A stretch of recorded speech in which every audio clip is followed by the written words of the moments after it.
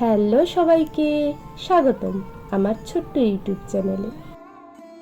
আজ সকালে উঠে ম্যাগি তৈরি করে খেয়ে নিলাম।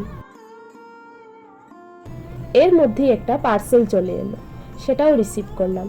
তারপর স্নান সেরে ফুল তুলে এসে পুজোটা করলাম।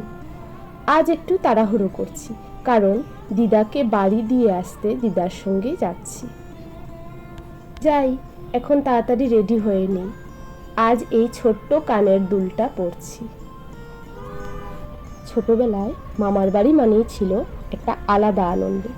সেখানে যাওয়ার কথা উঠলেই ভাই বোনদের সাথে খেলাধুলা করার আনন্দে যাওয়ার জন্য একদম পাগল হয়ে উঠতাম।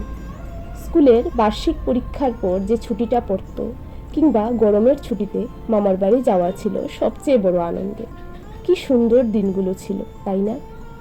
এখন সবাই বড় হয়ে গেছি, কাজের চাপে সেই আগের মতো আর যাওয়া হয় না। ছোটবেলাটা সত্যিই কত ভালো ছিল। দিদা মানেই আলাদা একটা ভালোবাসা। আগে ছোটবেলায় মামার বাড়িতে এলেই দিদা নারকেল নাড়ু বানাতো, আর আজও একই রকম।